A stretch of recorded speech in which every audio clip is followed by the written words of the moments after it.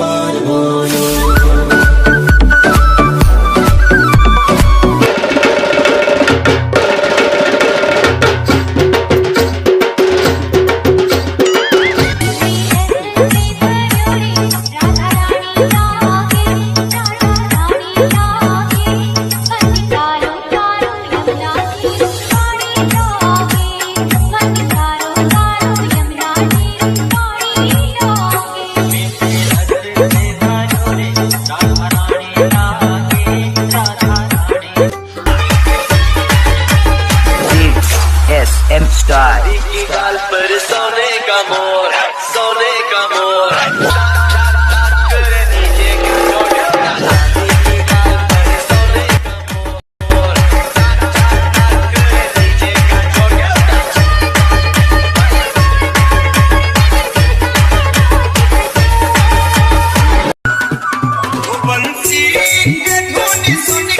कोई भी ऐसा लम्हा नहीं है जिस पागल भइल जमाना, पागल भइल जमाना।